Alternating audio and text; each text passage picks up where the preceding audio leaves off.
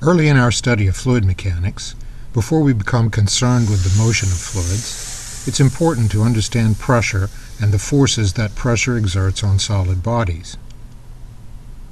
To begin, we need instruments that measure pressure. This tire gauge, based on the Bourdon tube principle, reads the tire pressure as a gauge pressure, about 34 pounds per square inch, psi, or 234 kilopascals. Gauge pressure is the increment of pressure above atmospheric pressure. This is another instrument based on the same principle, but designed to read absolute pressure. It reads about 14.4 psi when open to the atmosphere at the altitude where these experiments were done. If we apply pressure above 1 atmosphere, the reading increases above 14.4 psi. As a vacuum pump draws the pressure down, the reading tends towards 0 on this absolute pressure scale. Both these instruments operate on the Bourdon tube principle. The curved tube is connected to the high pressure being read. A higher pressure tends to straighten out the tube and vice versa. The end of the tube is connected to a linkage that drives an indicating needle on the face of the pressure gauge.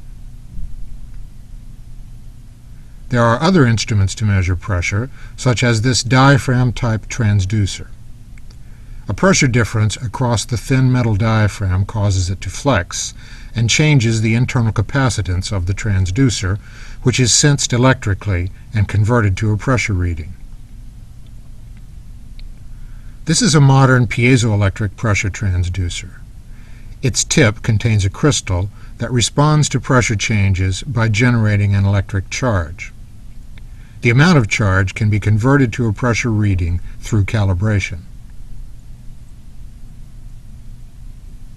Hydrostatic pressure increases linearly with depth in a fluid. You can feel the pressure increase just by diving to the bottom of a swimming pool. Hydroelectric dams must be designed with this in mind.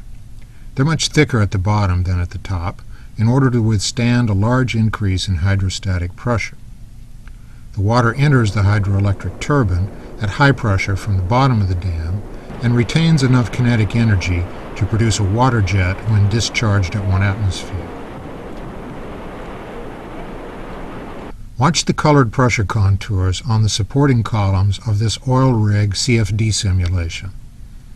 As the water level rises due to waves passing, so does the pressure level on the columns.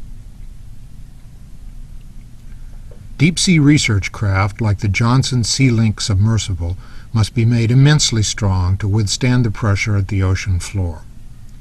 This doesn't bother the strange creatures that live there, however, because the pressure inside their bodies is the same as the surrounding pressure. If that were not the case, they would be crushed instantly. Here's a popular little experiment that demonstrates hydrostatic pressure in the atmosphere. We boil some water in this metal can, then cap the can and sit it in cold water. As the steam condenses back to liquid inside the can, the internal pressure drops and the can is crushed.